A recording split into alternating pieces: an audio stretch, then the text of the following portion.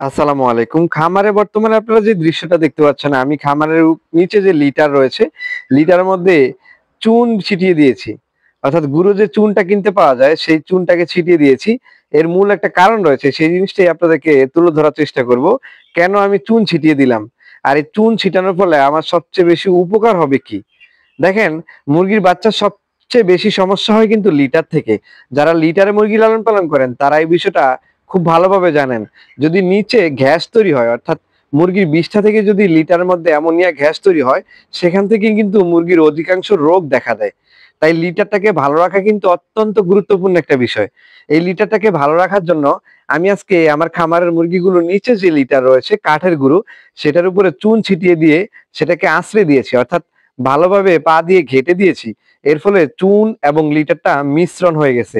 এর ফলে নিচের যে গ্যাসটা রয়েছে, সেই গ্যাসটা কিন্তু অনেকাংশে নিধন হয়ে যাবে। যেটা অলরেডি আপনারা দেখতে পাচ্ছেন। আমি এই চুন ছিটানোর পদ্ধতিটা ১ম থেকেই ব্যবহার করি।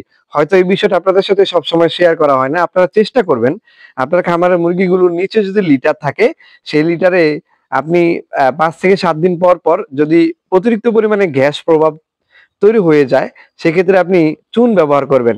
শুকনো যে গুঁড়ো চুনটা কিনতে পাওয়া যায়, সেই চুনটাকে ছিটিয়ে আপনি পুরো লিটারটাকে আঁচড়ে দিবেন বা পা দিয়ে উল্টে দিবেন। এর ফলে এখান থেকে গ্যাস তৈরি হওয়ার সম্ভাবনা অনেকাংশে কমে যাবে। আপনার খামারের মুরগিগুলো ইনশাআল্লাহ শতভাগ সুস্থ থাকবে। এই জিনিসটা করার চেষ্টা করবেন। মনে রাখবেন, লিটার অত্যন্ত গুরুত্বপূর্ণ। আমি সবসময় বলি, আবারও বলছি, লিটার অত্যন্ত গুরুত্বপূর্ণ মুরগি পালনের ক্ষেত্রে। এই বিষয়টা যদি আপনি ভালো রাখতে পারেন, আপনি লিটারে মুরগি পালন করে ইনশাআল্লাহ খুব শীঘ্রই সফলতা অর্জন করতে পারবেন। পরিশেষে আমি আপনাদেরকে আরো একবার বলে দিচ্ছি, আপনারা বাজারে যে চুন কিনতে পাওয়া যায়, সেই চুনটাকে ছিটিয়ে এরপর লিটারটাকে আঁচড়ে দিবেন। এর ফলে হচ্ছে আপনি আপনার খামার মুরগিগুলোকে ইনশাআল্লাহ শতভাগ সুস্থ রাখতে পারবেন। আসসালামু আলাইকুম।